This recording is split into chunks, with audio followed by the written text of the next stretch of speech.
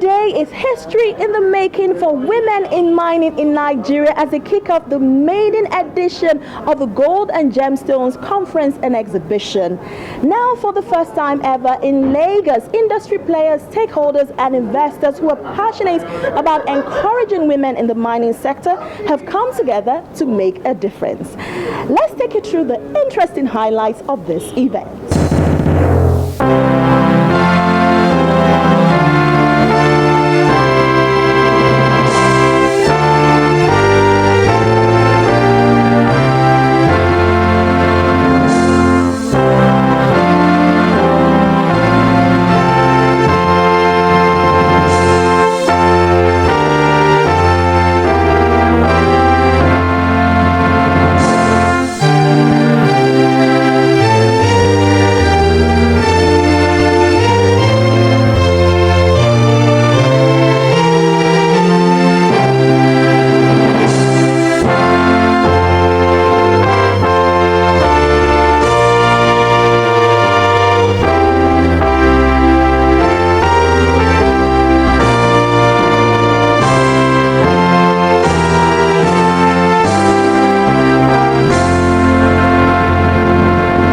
Across the nation, all around the world, want to go. All across the nation, all around the world, women are longing to be free. No longer in the shadows, forced to stay behind, but side by side in true equality. So sing a song, so sing a song for women everywhere. Let it ring around the world and never, never cease. So sing a song for women everywhere. Equality, development, and peace. Well, it's a very important event, and I must congratulate women in mining for organizing it. The first thing in any industry or business is awareness, and I think this is a great way of making people aware of what's possible. The mining industry is a global industry. It's Nigeria is known for oil and gas. Mining is still at a sort of infant stage in many ways because it hasn't really been developed. And I think conferences like this create the awareness. So as we all know, Africa has a significant amount of mining deposits, but at the same time only a little amount of money actually goes to mining investments. So one of the things that we'll be focusing on is trying to share with people some of the key factors and determinants to develop mining assets.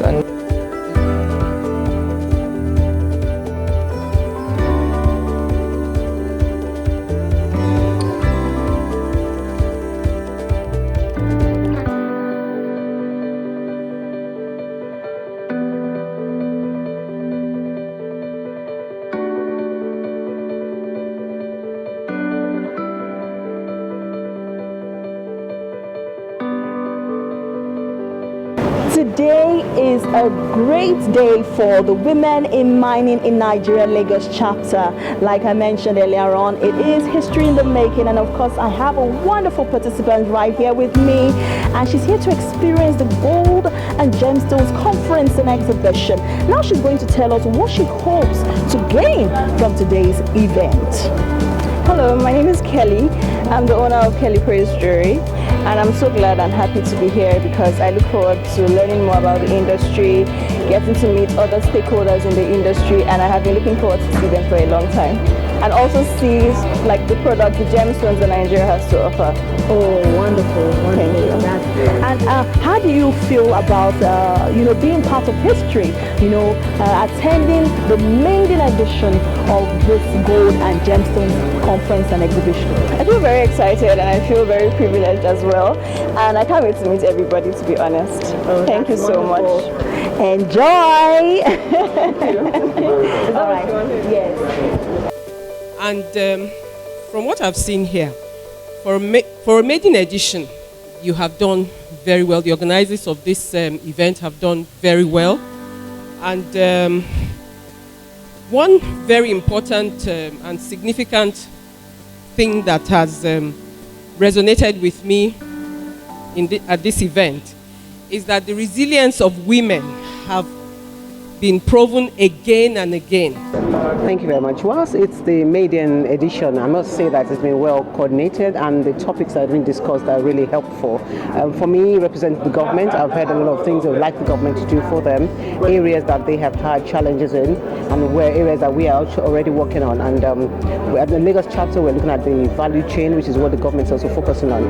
One of the challenges they mentioned are things that the government's already working on. They're looking at infrastructural challenges, financing challenges, and as well, if you look at the Lagos State government right now, we are saying we want a human-centric Lagos that has infrastructure that is there for everyone to thrive. And so I think they're at the right place. With regards to what we're doing for the women, that's why we're here today to say, look, we're partnering with you. We want to know what your challenges are. We want to know the areas where you need us to play with you. And we are committed to promoting their plans and their vision. So this is what Lagos is doing for them. So the gemstones that are in Nigeria, of course, the ministry did a baseline study sometimes in 2006, 2007 under the Sustainable Management of Mineral Resources project. Because we are redefining what Nigeria should be. Nigeria should be a country where people should come for jewelry. We have the gold. We want to be different. We no longer want to, because I'm not going to use my speech, you have it here so you can read it. But I want to speak from my mind. We have the mineral resources, and some of us have decided to be advocates. I've been on this journey since I left the House of Representatives. Thank God for those who choose to support us, maybe out of their own individual personalities or whatever. But if we are determined, if we have that vision, nothing can kill it. The challenges are numerous. From time immemorial, they have been there, they are still there. And that is why we're having this discourse today, because we need to really find ways to surmount them. Lack of capacity or inadequate capacity, we lack the proper skill set. Lack of opportunities for growth. Funding challenges have been with us from time immemorial. Lack of awareness of the impact that this industry can actually produce, both on the part of government and on the part of the populace, general populace. There's no business education. Of course, gender inequality, I don't even want to go there. I think you mentioned in one of your programs that we don't have enough minerals in Lagos State. That's true. Well, what do we have?